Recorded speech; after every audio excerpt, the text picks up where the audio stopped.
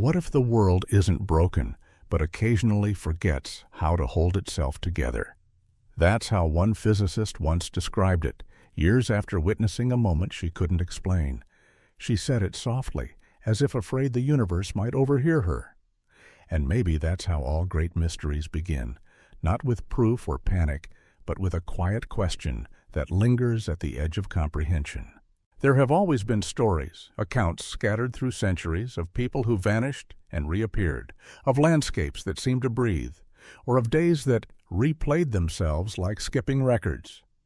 For as long as we've had language, we've tried to name these moments, miracles, malfunctions, divine interventions, or simple madness.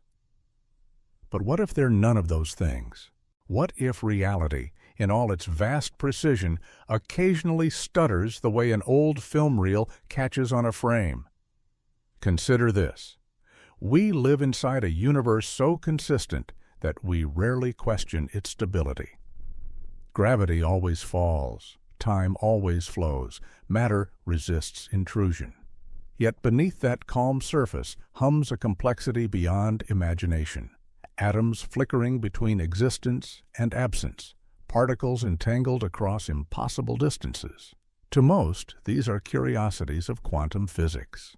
But to a small number of witnesses, they're not theory. They're lived experience. In the archives of forgotten towns and sealed laboratories, there are reports, authenticated, corroborated, and then swiftly classified, of moments when the fabric of reality didn't just stretch. It rewrote itself. A soldier who stepped from one continent to another without crossing the sea. A morning when gravity paused, and the sky itself seemed to breathe. Towns that rewound a day as if time were a spool of tape being corrected. No single case can prove anything, but taken together, they whisper a pattern, a faint rhythm beneath the noise of normal life. These are not tales of ghosts or aliens, but something more intimate. Glitches in the world's own operating code. Moments when existence forgets how to render itself, when the boundaries between solid and spectral blur. And yet, even in the strangest accounts, one thing remains constant: the human response. Fear, wonder, disbelief, sometimes even gratitude. When the ordinary breaks, it reveals something about us, the fragile trust we place in the continuity of reality. Most of us never notice the seams, but when they split, when gravity fails or a day repeats, we're forced to see the world not as a solid floor beneath our feet, but as a system constantly recalculating its next move. Philosophers once spoke of the veil of perception, the idea that we never see reality directly, only its representation filtered through our senses. What if that veil isn't just metaphorical? What if existence itself is a kind of projection, a rendering so elaborate we mistake it for truth? And what if every so often the projector skips a frame? In the following stories, we'll wander through those skipped frames. Across centuries and continents, through archives and eyewitness accounts, we'll revisit 10 impossible moments when the world itself seemed to falter. Each one offers not just a mystery, but a mirror, a reflection of how we, as humans, cling to meaning when the rules collapse. Maybe these glitches are signs of a simulation. Maybe they're the natural hiccups of a vast, living cosmos. Or maybe they're reminders that certainty was never promised to us at all. What we know is this: the world has cracked before, and it will again. And when it does, we'll be left standing in the silence that follows, asking, as people always have, not how it happened, but what it means. He blinked, and the world changed. That's how the story begins in every surviving record. A soldier named Gil Perez, a man of discipline and duty, standing beneath the humid skies of 16th century Manila. The date, October 3, 1593. The sun was high, the air heavy with salt and sweat, and the soldier's boots pressed into the dust of the governor's palace courtyard. Then, in the span of a breath, the dust beneath him changed. When Perez opened his eyes, he was no longer in the Philippines. He stood instead in the heart of Mexico City's Plaza Mayor, 9,000 miles away, his musket still in hand, his uniform drenched in the same tropical humidity. Around him the crowd erupted in confusion. They claimed he had appeared, not walked, not emerged, but materialized out of thin air, as if reality had misplaced him and then corrected the error. He was arrested, of course. Teleportation was not part of Spanish military procedure. The Inquisition suspected witchcraft or desertion. But Perez told his story calmly. He had not moved by choice. He remembered feeling a sudden dizziness, like the air itself had folded. For a heartbeat, he said, he saw two worlds at once, Manila and Mexico layered over each other like transparent maps, the walls of one city flickering through the stones of another. Then the flicker ended, and he was simply elsewhere. When the next ship arrived months later from the Philippines, every detail Perez had given proved true. The governor's assassination, the guard's confusion, even the precise time he vanished. Witnesses in both places confirmed it. One moment he was there, the next he was gone. Historians have argued ever since. Some say it was myth-making, a colonial ghost story to fill the gaps between continents. Others insist the documentation was too precise, the testimony too consistent. But what haunts the case is not the evidence, it's the imagery. Perez described his passage not as falling asleep or blacking out, but as stepping through a door that shouldn't exist. A door that opened in the air itself. Centuries later, quantum physicists would speak of superposition and entanglement, how particles can occupy two places at once, or swap positions across vast distances without crossing the space between. Perez had no words for such things. He only said that the world shimmered, that for a moment reality forgot where it was supposed to be. Imagine that, standing in a plaza and realizing that space itself has lost track of you, that the coordinates defining your existence have been rewritten like a misfiled document. For Perez, it wasn't a miracle or a punishment. It was simply bewildering. The air opened, he told his interrogators, and I walked through. What does it mean to walk through the world's own walls? Perhaps his journey wasn't through distance, but through versions, two overlapping instances of the same program, briefly out of sync. Or maybe it was something older and simpler, the universe's quiet reminder that its boundaries are more suggestion than law. Centuries later, travelers still vanish, airplanes blink from radar. Time dilates near mountain ranges where compasses lose their minds. We build explanations because we must.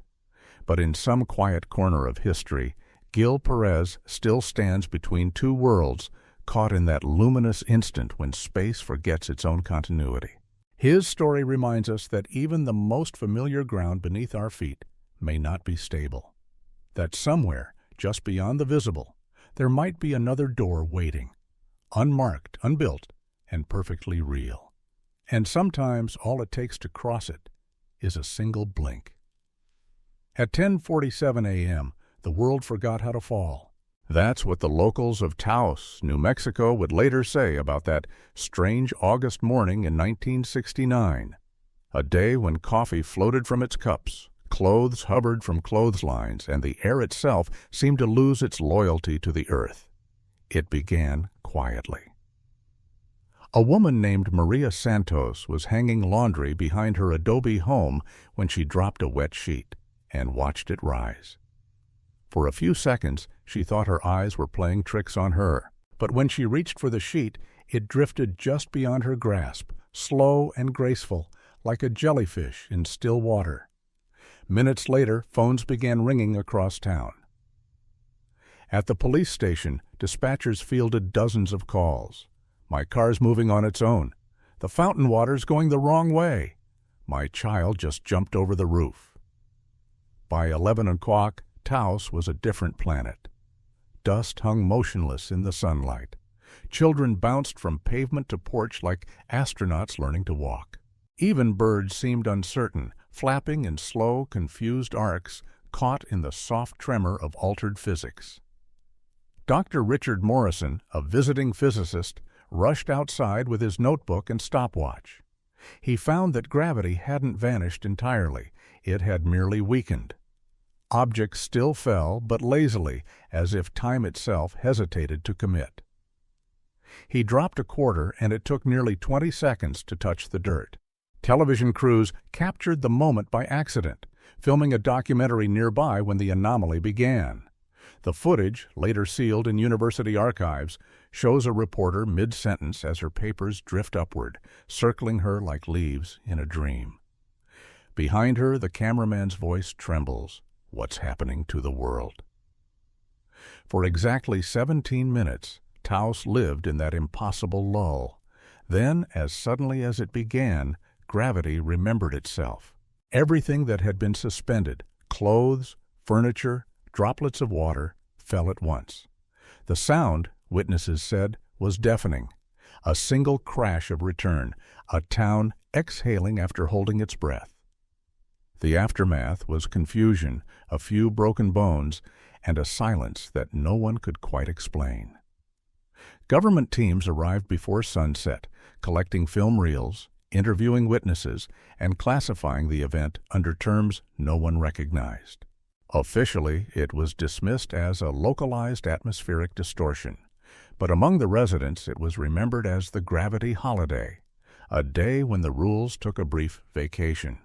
Years later, physicists would compare the reports to gravitational anomalies observed during seismic disturbances or shifts in the Earth's magnetic field. None fit. The event's borders were too clean, exactly a 2-mile radius centered on the Taos Plaza. Its duration too perfect, 17 minutes to the second. As if someone, somewhere, had run a test and then shut it off. Those who lived through it spoke less about the fear than the feeling, the strange lightness of being. One man recalled looking up and realizing for the first time how thin the boundary between sky and earth really was. When everything floats, perspective changes. You see how temporary weight truly is, how our lives depend on invisible constants we never question. And maybe that's the quiet lesson of Taos. Not that the laws of physics broke, but that they blinked, and in that blink we glimpsed how fragile reality can be. If the universe is a vast, ongoing calculation, perhaps sometimes it misplaces a variable. Or perhaps, just for those 17 minutes, it invited a small desert town to experience what existence feels like when the equation pauses. When the world remembers how to fall again, we do too. Time didn't break, it repeated itself. That's how Jennifer Kumar later described the strangest experience of her life. A quiet Tuesday morning, March 15, 2011, began like any other.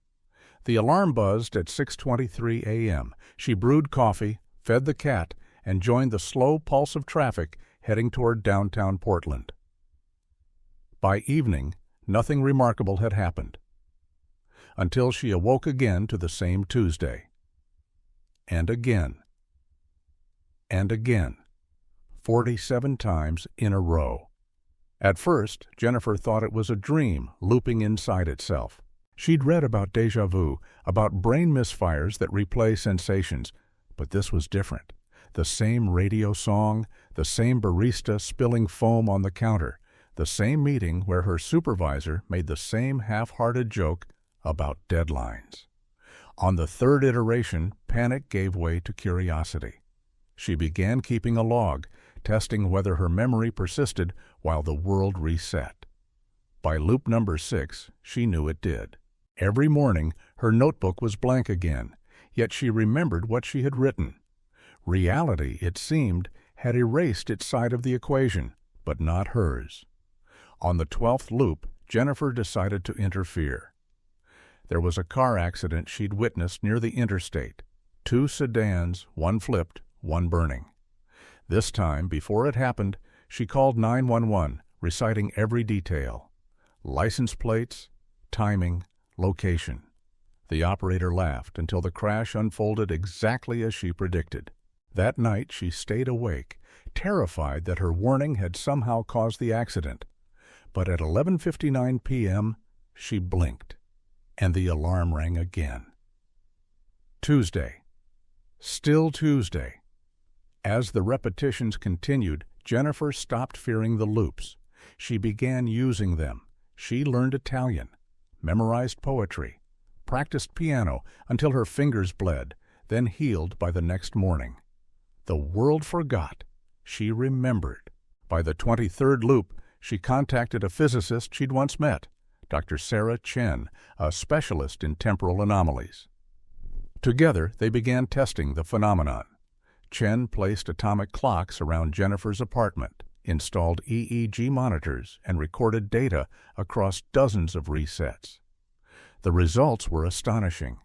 Jennifer's neural patterns persisted across loops, suggesting that her consciousness alone existed outside the temporal reset. But it was the 31st loop that changed everything. Jennifer discovered she could bend the day. Through intense focus, she could stretch minutes into hours or compress conversations into fleeting moments.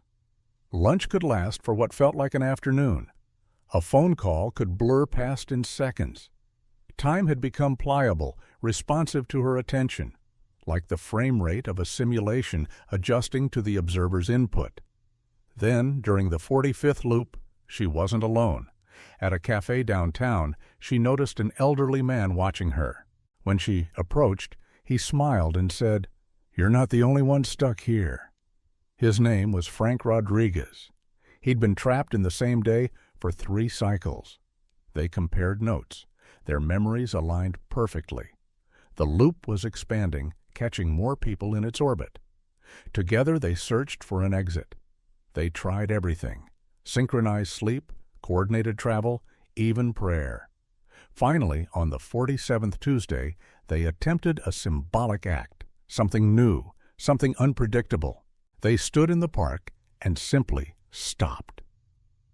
For the first time in weeks, they refused to act according to memory. When Jennifer awoke, it was Wednesday. The loop was over, but the memories remained. 47 lifetimes of repetition compressed into one fragile consciousness. Dr. Chen's later report, buried in government archives, framed it clinically. Localized temporal recursion, possibly quantum memory persistence. But Jennifer described it differently. Maybe time needed to practice, she said. Maybe the universe was rehearsing the same moment until it got it right. And when it did, it moved on. How do you prove you're the original when the copy breathes too? That was the question that haunted Millbrook, Illinois, in the summer of 2003. It began, as these things often do, quietly. An odd reflection, a passing shadow that didn't belong. On a warm June morning, Rebecca Martinez, a librarian, glanced through her office window and saw herself walking outside. Same hair, same coat, even the faint ink smudge on her wrist. She laughed at first, assuming the glass had caught her reflection at an odd angle. But when she stepped outside, the other Rebecca was already there, shelving books, humming softly. The duplicate looked up, smiled politely, and continued working.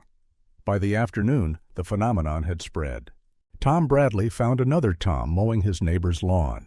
Sarah Winston saw her double in the grocery store, pushing a cart with identical items. The duplicates weren't phantoms or actors. They were indistinguishable. Every scar, every memory, every detail preserved. Soon the small town was filled with echoes. Pairs of people passing each other in the street. Conversations held twice. Children running in synchronized circles at the park. To an outsider, it might have seemed like perfect choreography. To the residents, it was terror in slow motion. Government officials arrived within days, their black SUVs and crisp suits slicing through the illusion of normalcy. They brought scanners, recording devices, calm voices that promised understanding. Behind closed doors, they called in Dr. Michael Ross, a quantum physicist from Northwestern University, to investigate. His first conclusion: the duplicates were real. They cast shadows, produced heat signatures, and could be touched. Their DNA, fingerprints, and retinal patterns matched perfectly with the originals. But something strange emerged when he tried to separate them. At distances greater than 500 meters, both original and duplicate began to experience disorientation, blurred memories, confusion, physical weakness. It was as if their existence depended on proximity, like two halves of a single file tethered to one location. Then researchers noticed the delay. Every movement, every spoken word was mirrored with an exact lag of 4.7 seconds. Rebecca would pick up a book. Her duplicate followed 5 heartbeats later. She would smile. The copy would echo it like a delayed broadcast. Cameras confirmed the pattern with atomic precision. As the investigation deepened, the cause grew more unsettling. The duplicates appeared not randomly, but in places where their originals had been exactly 24 hours earlier. It was as though time itself was replaying the town's previous day, rendering cached versions of its inhabitants like a computer restoring autosave files. After 6 days, the duplicates began to fade. Not vanish in a flash, but dissolve, their outlines flickering like static, their bodies fragmenting into pixel-like dust. By the 7th sunrise, Millbrook was whole again, every duplicate gone, every trace erased. But the memory remained. Rebecca kept her old library logbooks and found something impossible. Her handwriting duplicated too, entries she didn't remember writing, written a few seconds after her originals. She often wondered if the other Rebecca had known she was the copy. Dr. Ross's classified report ended with a single cryptic sentence. Evidence suggests that reality maintains short-term backups of organic states, human and otherwise, for system stability. The people of Millbrook prefer a simpler truth. They say it was a haunting, a cosmic reflection, a passing glitch in time's mirror. But every so often, someone swears they see their double again, in a shop window, a passing train, or a crowd at dusk, just long enough to feel that cold recognition before it's gone. Maybe the copies weren't deleted at all. Maybe they're still running somewhere, in a parallel buffer, waiting for the next sync. At 30,000 feet, he saw land where there should be only air. Captain David Chen had flown the Seattle-Los Angeles route hundreds of times. He could chart the sky by instinct, the ocean below, the clouds ahead, the distant shimmer of the Sierra Nevada. But on September 23, 1997, somewhere over central California, the horizon betrayed him. It began as a mirage, an indistinct shadow in the blue.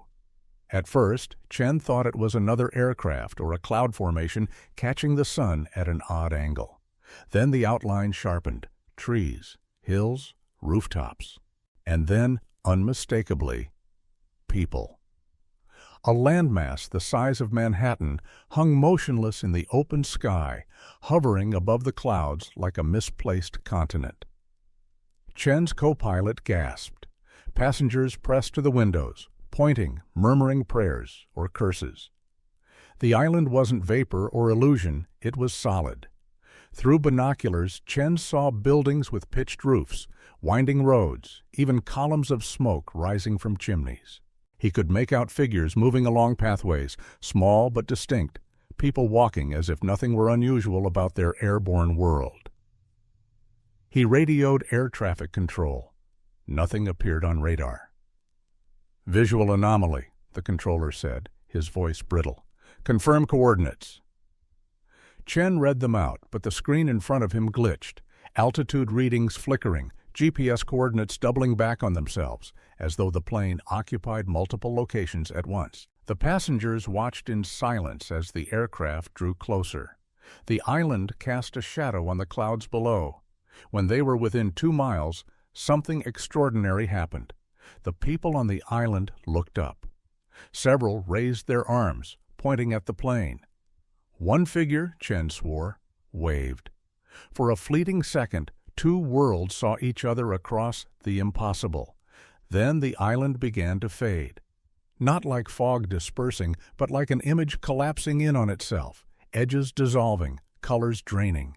Within a minute, the sky was empty again. The instrument stabilized. Radar confirmed nothing at those coordinates. The world had corrected itself. When Chen landed in Los Angeles, he filed a report. The photographs taken by passengers were confiscated within hours. The official explanation? Optical phenomenon caused by atmospheric refraction. But those who saw it knew better. The footage that leaked months later, grainy and brief, showed the island clearly, a plateau surrounded by mist, with sunlight catching what appeared to be a church steeple. Scientists offered theories: temperature inversion, mirage, hallucination. None accounted for the radar interference, the synchronized malfunction across instruments, or the shadow recorded by onboard cameras. Captain Chen never flew that route again. In interviews years later, he described the site with quiet reverence. "It wasn't that the island was in the wrong place," he said. "It was that we were."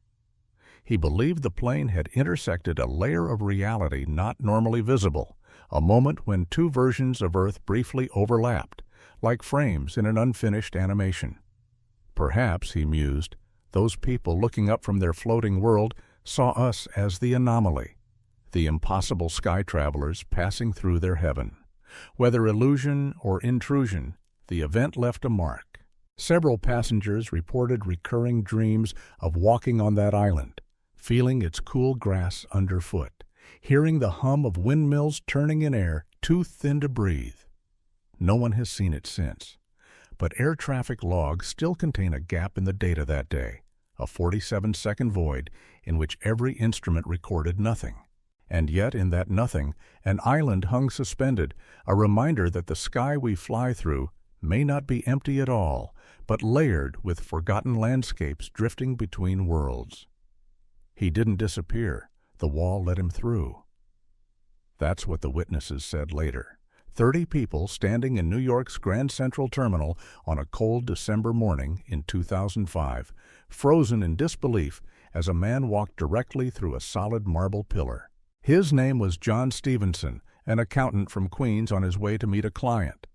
He wasn't remarkable, neither a mystic nor a performer, just an ordinary man carrying a briefcase and a coffee.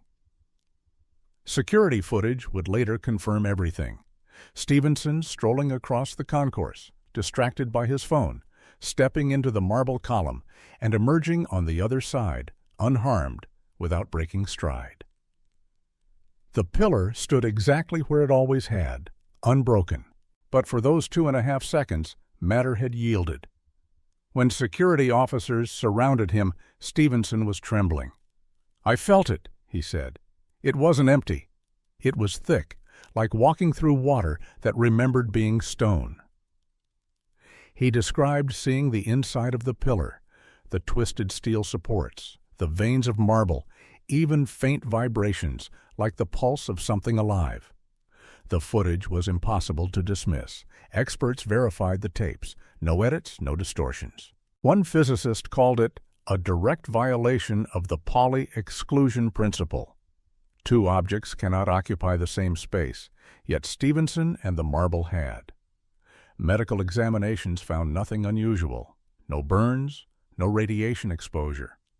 But electromagnetic scanners detected faint anomalies around him, traces of an energy pattern that lingered for hours, as if his body carried the memory of altered matter. Then came the stranger detail. Stevenson claimed that for days afterward he could feel the pillar. "Part of me's still there," he told investigators. "When I walk by the terminal, I can sense it, like static under my skin." Maintenance workers later reported that the same pillar had been behaving oddly for weeks before the event. They said it hummed. Some felt it soften briefly, as though its atoms were loosening their grip. Instruments detected fluctuating electromagnetic fields at its base. After the incident, that part of the terminal was cordoned off indefinitely. No scientific explanation ever held. Quantum tunneling, hallucination, phased matter, all failed to fit the precision of the evidence.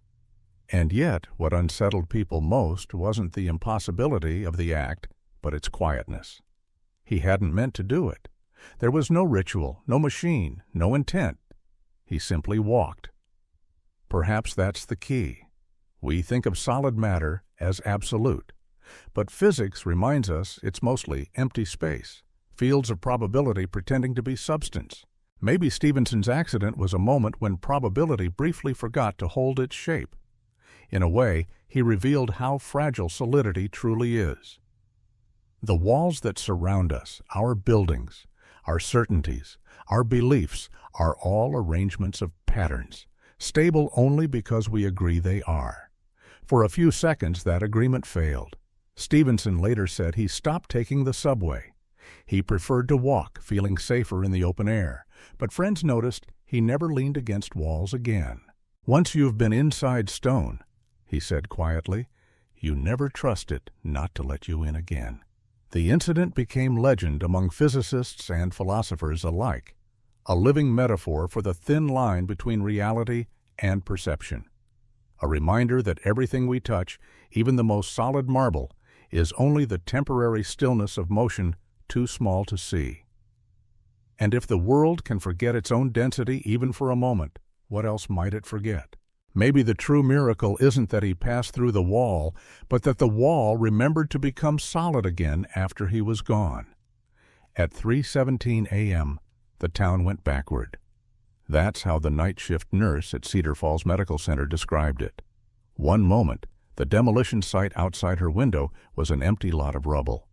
The next, it was whole again, walls intact, lights burning, machines humming softly in rooms that had not existed for a day. It was November 8, 2012, when Cedar Falls, Iowa, quietly erased an entire day of its history. Every object, building, and record reverted to exactly how it had been 24 hours earlier. At first, people thought it was a prank or a shared dream, but when the morning sun rose, the truth spread block by block. A woman who had painted her house green the previous afternoon found it blue again, complete with the same cracks and weathering it had before. Road repairs vanished, cars reappeared where they had been parked the day before, and grocery receipts from November 7th were suddenly gone, replaced by older ones. The entire town had rolled back in time, not in memory, but in matter. City planners confirmed that digital archives had been altered too. Files saved the day before were missing, replaced by older versions with identical timestamps.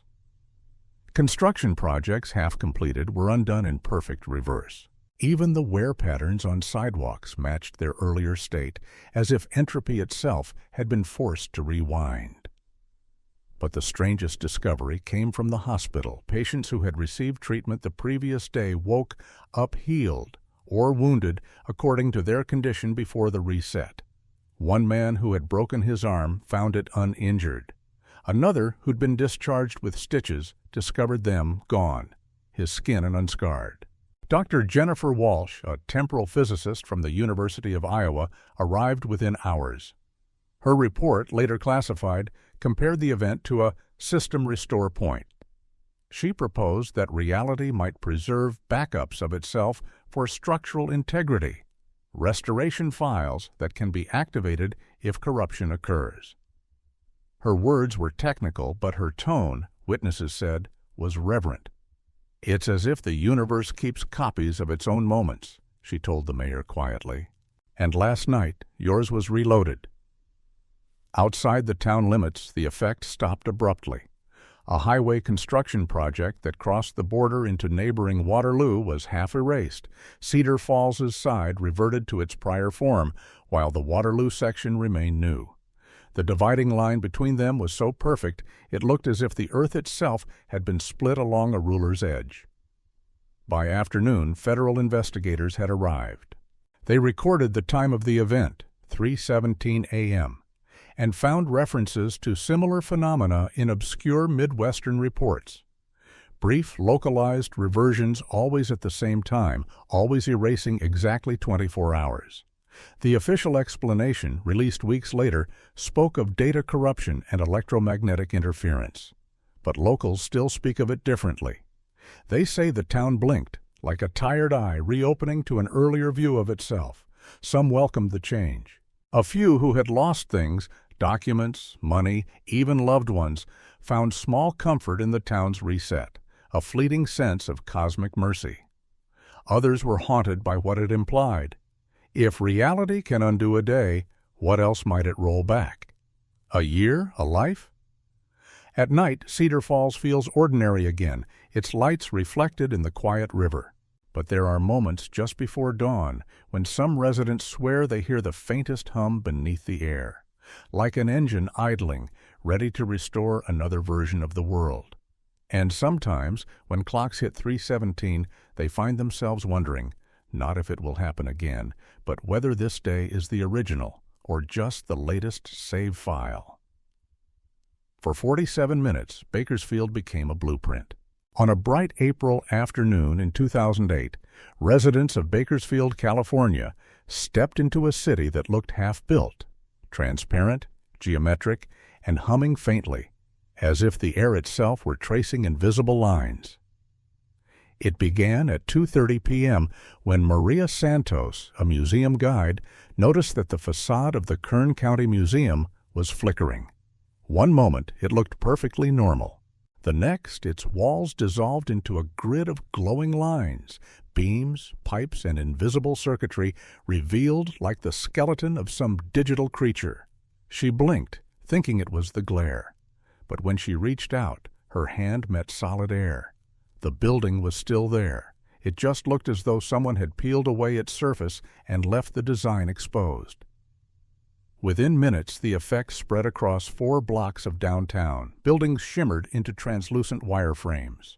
Cars became transparent shells of energy and light. Even people occasionally flickered, their bones and veins visible as lattices of moving geometry. Witnesses later said it was as if the world had switched to draft mode. Professional photographer Alex Chen, who happened to be nearby, began shooting furiously. His photos captured what no one could explain, a fully functional city rendered as pure mathematics. The phenomenon wasn't illusion. The streets were real, the air tangible, the sounds unchanged. Only appearance had altered, as though the layer of texture that gives reality its familiar look had been briefly removed, revealing the code beneath. Scientists rushed to explain it. Some blamed heat mirages, others electromagnetic interference. But Dr. Robert Kim, a computer graphics expert from UC Berkeley, examined the photographs and saw something different. The lines followed perfect mathematical order.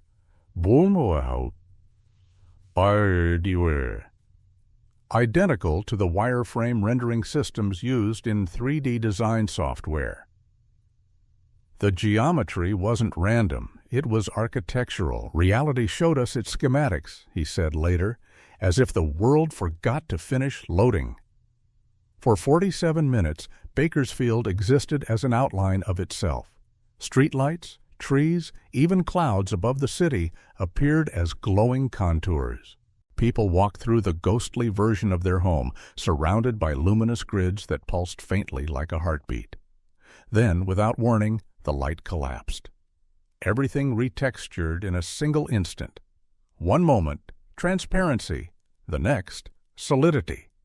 The city returned to color, shadow, and form, as though a cosmic renderer had finally completed its task. The aftermath was quiet disbelief. Government agents arrived, confiscated Chen's high-resolution files, and sealed off the area for infrastructure testing. But the photos that survived online told a story impossible to ignore. In one image, a child stands beside a bicycle, drawn only in lines of light. Yet, her face half glowing, half real. A portrait of 2 worlds coexisting for a breath of time. Dr. Kim's final report was never published, but an excerpt from his notes leaked years later. The geometry of the event implies intelligence. Wireframe rendering is not a natural phenomenon. The lines obey spatial hierarchies consistent with programmed architecture. Perhaps he was right. Perhaps for those 47 minutes, the mask of the physical world slipped, and we saw what it truly is. A luminous lattice, humming with logic, built to sustain illusion. The people of Bakersfield don't talk about it much anymore.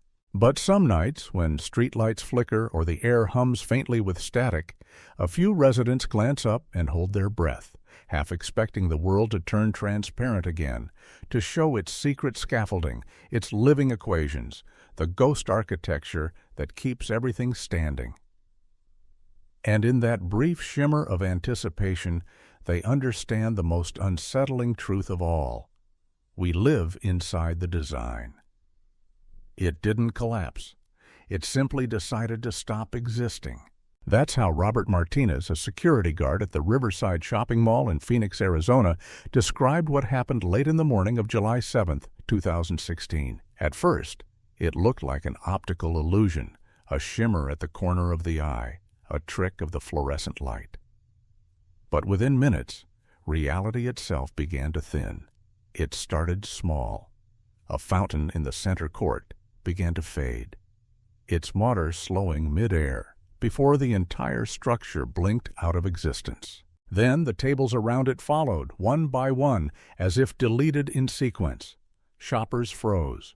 A child reached for a balloon and watched it vanish in his hand. Martinez ran toward the commotion, radio in hand, when he realized the floor tiles beneath him were rearranging themselves, closing ranks to cover the space where the fountain had been. It was like watching a computer fill in missing data, he said later, reality cleaning up after itself. Surveillance footage confirmed the pattern. The mall wasn't collapsing. It was depopulating, objects, furniture, even people vanishing in an orderly grid, from non-essential to essential. Plants disappeared first, then signage, then entire storefronts. By 12:15, large sections of the building were gone. Ceiling lights hung in midair for a few seconds before winking out. Merchandise shelves dissolved like mist. Security footage from multiple cameras captured the deletions from different angles, each following the same rhythm. Fade, flicker, empty space.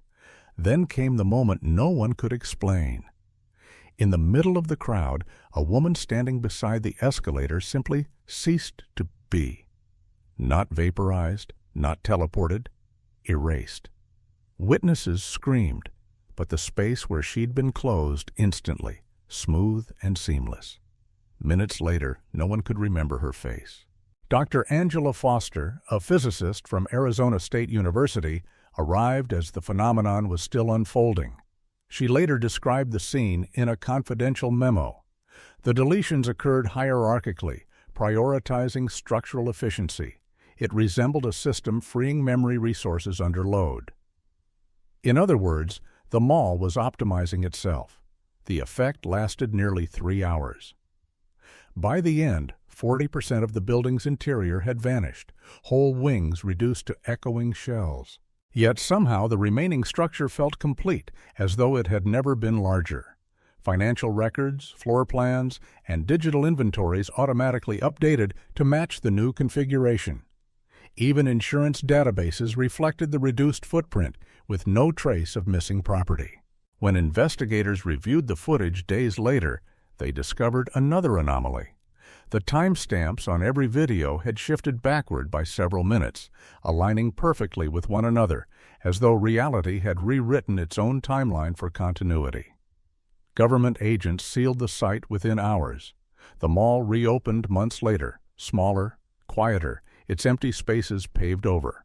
Locals joked that the mall went on a diet. Few realized how literal that was. Martinez never returned to work. He moved to Flagstaff, where he kept a single souvenir, a photo of the fountain that no longer existed. Sometimes, he said years later, I dream I'm walking through those missing parts of the mall.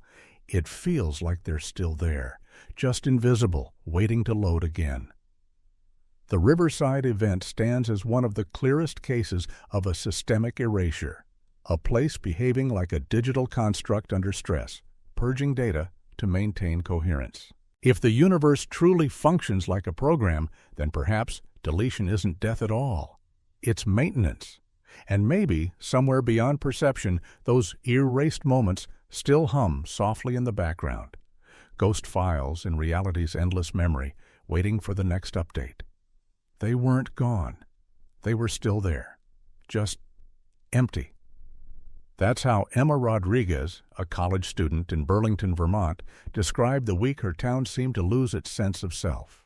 It began quietly on March the 3rd, 2019, when she noticed people repeating themselves, neighbors walking the same routes, saying the same words, smiling the same hollow smiles. At first, she blamed stress or coincidence, but patterns emerged too clearly to ignore. Every 12 minutes, a businessman on Main Street checked his watch at the same corner, sighed, and walked away. A woman stopped in front of a boutique, made the same comment, "It's too expensive, maybe next week," and moved on, only to return again 15 minutes later to repeat it verbatim. Emma started filming. Her footage showed dozens of townspeople caught in identical loops, like lines of code stuck in an error. By day 2, it spread. Whole streets moved in rhythm, people walking like clockwork, pausing at crosswalks in unison, speaking with mechanical precision. Cashiers handed out the same change, said the same words, blinked at the same intervals. When Emma tried to speak to them, their responses were vague and scripted. "Just another beautiful day." "Can I help you find something? I should get going now." Always polite, always meaningless. She called the university's psychology department. That's how Dr. Sarah Chen, a behavioral scientist, entered the story. The same Dr. Chen who had once studied the looping of time. She arrived to find Burlington's downtown eerily quiet, its people moving like background characters in an unfinished play. Chen's EEG scans revealed something extraordinary. The brainwave patterns of 200 residents had synchronized into identical rhythms, pulsing in perfect alignment.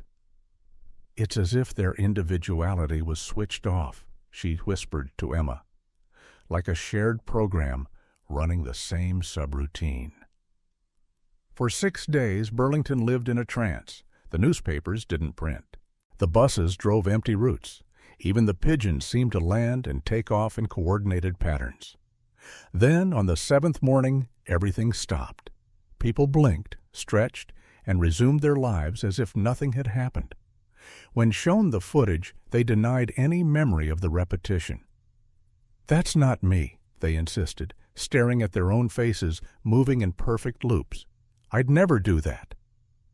But the cameras had seen it all. Dr. Chen's notes, later sealed, described the event as a cognitive desynchronization failure, a technical phrase that tried to make sense of something profoundly unsettling.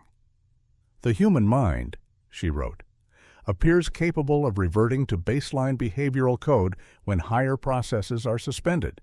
For 6 days, consciousness itself was minimized, perhaps as an efficiency measure. In other words, the people had become NPCs, non-player characters in their own lives." Emma left Burlington soon after. For months she found herself watching strangers for signs of repetition. A barista stirring the same way every morning, a jogger following the same path, a coworker telling the same story with identical pauses.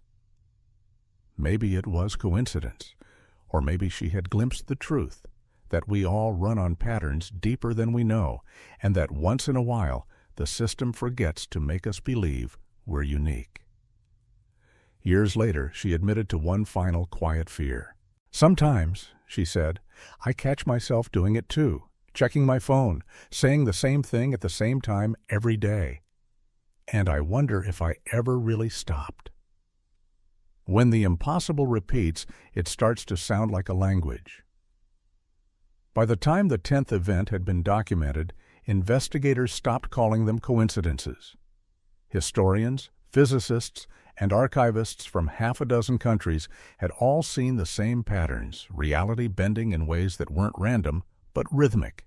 They gathered quietly in basements and back rooms, swapping footage and testimonies, tracing a map of the world's small fractures. The stories arrived like coded messages from different centuries. A soldier who stepped between continents, a town that rewound itself, a sky that briefly forgot its gravity. And in the spaces between those stories, something began to emerge, an order. Dr. Jennifer Walsh, who once studied the Cedar Falls reset, noticed the first pattern. Every event, no matter the century, no matter the scale, had a duration or measurement divisible by 17 or 47. 17 minutes of floating gravity. 47 loops of a repeating day. 47 minutes of wireframe light. It was too neat to be chance. Then Dr. Sarah Chen, connecting her own notes on temporal recursion and the NPC phenomenon, found something stranger. Brainwave readings from her Burlington subjects mirrored the electromagnetic fluctuations recorded in Bakersfield during the rendering error, neural frequency matching the geometry of space itself. "The mind and matter are syncing," she wrote, "as if consciousness and environment are running the same script." Across the Atlantic, archivists found fragments of letters describing similar anomalies centuries earlier.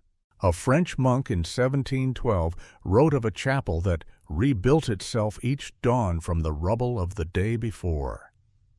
A sea captain in 1898 reported a floating island of light near the Azores, his account nearly identical to Captain Chen's, word for word. Different centuries, same sentences. A few researchers began to whisper about recursion, the idea that reality might be testing itself through repetition, like a system rebooting after minor corruption. Others dared a bolder theory that the so-called glitches weren't errors at all, but messages from whatever mechanism sustains the universe. What if, one physicist suggested, we're hearing maintenance logs?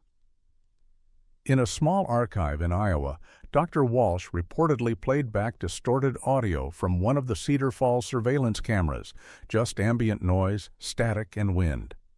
But when she slowed the recording down, the hum formed a repeating sequence of tones spaced exactly 47 hertz apart.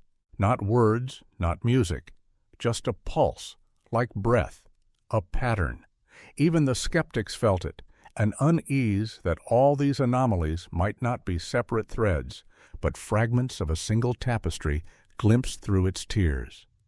The pattern wasn't speaking to us. It was speaking through us, using perception itself as its canvas. Some of those who'd witnessed the phenomena began to experience dreams of the others, faces they'd never met, places they'd never been. A librarian in Illinois dreamed of a man walking through stone. A pilot dreamed of a wireframe city. Jennifer Kumar, the woman who'd lived the same day 47 times, began sketching diagrams of buildings she swore she'd seen only in photographs from Bakersfield.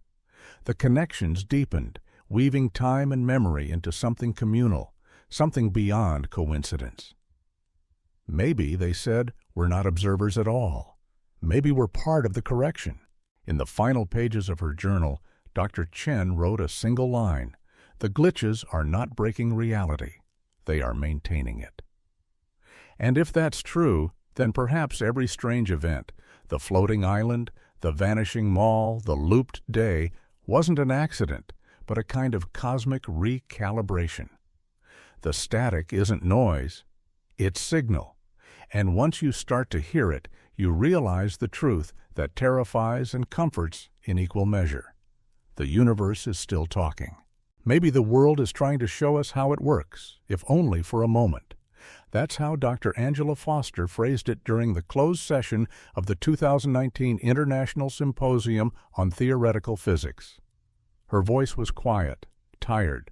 Around her, the world's most skeptical minds studied the compiled data, thousands of pages, hundreds of witnesses, videos, patterns, all pointing towards something that science wasn't built to hold. Across the long table lay the evidence of a universe that occasionally forgot its own rules. Teleportations verified by navigation logs, gravitational anomalies measured to the decimal, synchronized EEGs from dozens of human minds, towns restored like computer backups. For centuries, humanity had treated each of these stories as outliers, curiosities that sat politely at the edge of reason. But when placed side by side, they formed a picture too coherent to dismiss. One researcher compared it to a tapestry. If you stare closely enough at the threads, she said, you stop seeing the design, but step back and the pattern becomes obvious. The pattern was this. Every event, every so-called glitch, followed principles of order, not chaos. Each had measurable boundaries and durations. Each displayed precision, symmetry, and clean resolution. None resulted in irreversible damage. It was as though the universe were capable of error correction, like a system rebalancing its equations after a miscalculation. Dr. Foster presented a paper titled Emergent Algorithmic Behavior in Cosmological Systems. It suggested that the physical universe might not be a static construct, but a dynamic process, a computation perpetually running, self-correcting, updating. In her final paragraph, she wrote, "Perhaps we are not living in a simulation, but in a language, one that occasionally edits its own sentences." The audience, half amused, half horrified, fell silent. Even the skeptics admitted the data was uncanny. The gravitational anomaly in Taos had lasted precisely 17 minutes. The rendering event in Bakersfield, 47. The same numbers echoed through loops of time, distance of teleportation, and the rhythm of electromagnetic pulses. Coincidence, perhaps, but coincidence so consistent it began to look like design. For every explanation proposed, plasma interference, psychogenic delusion, electromagnetic fault, there was an anomaly the model couldn't touch. Evidence didn't just bend physics, it replicated the logic of programming. Yet what unsettled the scientists most wasn't the strangeness of the data. It was its restraint. These events weren't destructive. They were controlled, purposeful, as if the world occasionally ran maintenance in the background, invisible except when it brushed too close to human awareness. The philosophers in the group went further. They asked the question science couldn't phrase aloud. If reality behaves like a system, does it have intent? Intent didn't mean consciousness, perhaps not even awareness. It could simply mean feedback, a natural intelligence, self-stabilizing through the same logic that lets ecosystems heal and data correct itself. And if that's true, then maybe the universe isn't a cold machine, but something more intimate, a structure that learns, adapts, and occasionally reveals its scaffolding, just long enough for us to glimpse how delicate it really is. After the conference, no consensus was reached. The reports were archived, sealed, and quietly forgotten by most institutions. But among those who had seen the evidence firsthand, none could walk through the world quite the same again. Every flickering streetlight, every skipped heartbeat of coincidence carried a new possibility. That what we call reality is a conversation still ongoing, and we, unwittingly, are both speakers and syntax. Maybe the glitches aren't mistakes at all. Maybe they're punctuation marks in the sentence of existence, pauses where creation takes a breath. Every now and then, the code whispers back. We live in an age where mystery feels almost extinct, where every light in the sky is explained, every anomaly captured and analyzed in high definition. Yet somehow, the world continues to slip through our fingers. No matter how precise our measurements, there remain moments when the universe behaves as if remembering a different version of itself. Perhaps that's what all these stories have been, a record of those brief flashes when the system forgets its script. A soldier stepping from Manila to Mexico, a town undoing its own day, a sky that flickers into geometry. Each is an invitation to wonder, a reminder that certainty has always been an illusion we agree to share. When the investigators finally stepped back from their data, the graphs, the numbers, the timelines, they found no single answer, only a feeling. The sense that behind every particle, every atom and heartbeat, there might exist something quietly watching the process unfold. Not a god, not a machine. Something simpler, a listener, Something that takes in the information of everything that has ever happened, edits when necessary, and lets the story continue.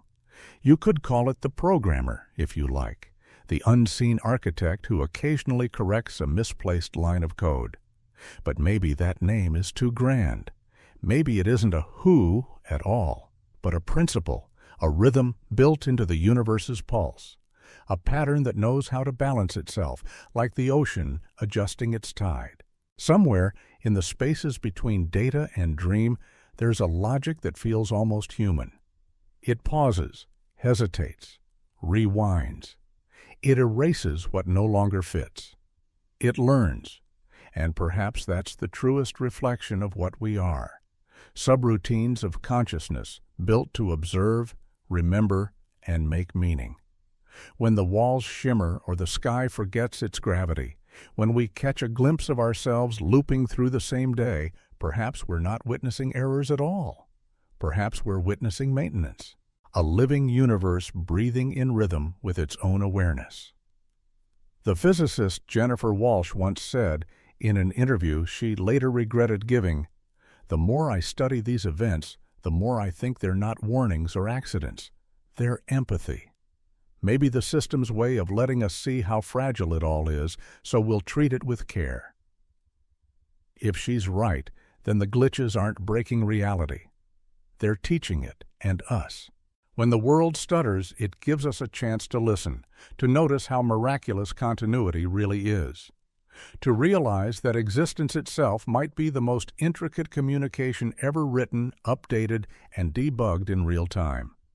It's comforting in a way to imagine a quiet intelligence watching from behind the curtain. But maybe what we call the programmer isn't separate from us at all. Maybe every act of awareness, every moment of awe, curiosity, compassion, is the system observing itself through human eyes. We are not just passengers inside this simulation of stone and light. We are its living code, its lines rewritten every time we choose to wonder instead of fear. And when reality flickers, when the walls bend, when time repeats, when the static hums like breath, it might only be the universe reminding us that perfection was never the goal. Continuity was. Because a world that never breaks would never grow, and a reality that can glitch is a reality still learning how to be real.